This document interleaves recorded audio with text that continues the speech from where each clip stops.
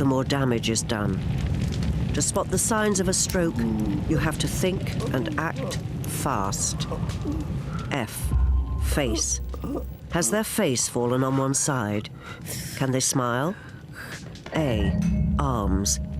Can they raise both arms and keep them there? S. Speech. Is their speech slurred? T. Time. Just like a fire, it's time to call 999 if you see any single one of these signs. The faster you act, the more of the person you save. When stroke strikes, act fast.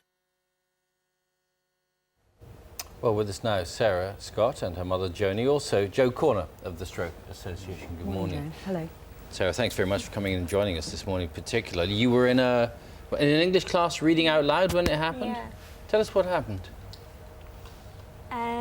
Well, I'm speaking aloud and I can't speak. And also my arm and my leg, I can't. You felt like pins and needles in your arm Yeah. and leg, didn't you? Yeah. And Sarah didn't realise that she was having a stroke, but her classmates were looking on and saw the classic signs of a droopy face and weakness in her arm and the fact that she couldn't speak anymore. And the advert for FAST was actually running on the television at the time, so they recognised the signs and fetched a first aider, and Sarah was actually able to get to hospital in time to have clot-busting drugs, thrombolysis. Sarah now has aphasia, but if she hadn't had the clot-busting drugs in time, then the outcome could have been worse.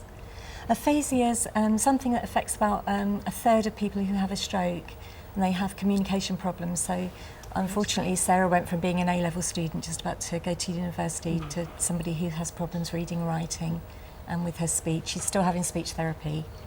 So it's kind of strange. We were on in the morning that the King's Speech has won an Oscar because speech problems are in the headlines. And Jo, it's been a very successful campaign. Thank heaven for that advert, which helped Sarah. But a lot of people would be surprised to find that stroke can affect people so young sometimes. Well, about a quarter of people who have a stroke are under 65, so it affects everybody.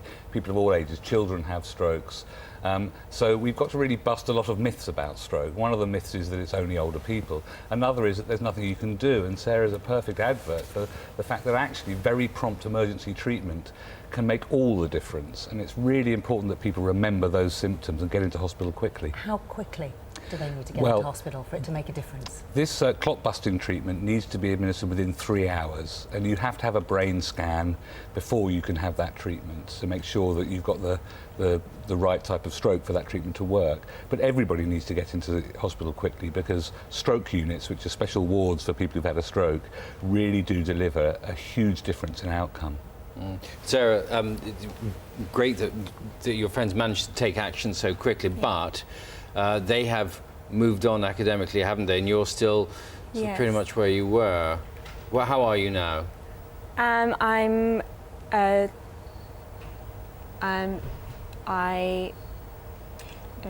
fine. I'm fine. And also Sarah's university's on hold. She was due to go to Swansea University to do biology, and that's on hold at the moment. But Sarah's hoping to do a cookery course if we can get the right support, because I think support for people who have long-term disability after stroke is really important as well. And it just takes you longer to find words and say what you want to. But with speech therapy, hopefully that will make a big difference to you. They're fantastic NHS speech therapists. Really? We can't say enough for them. All right. Thank you very much. Thank you very much for coming indeed. to tell us about And it. we wish you all the very best. Thank you. Thank you, Jo. I think we're going back to Los Angeles now to join Tim at the Oscars.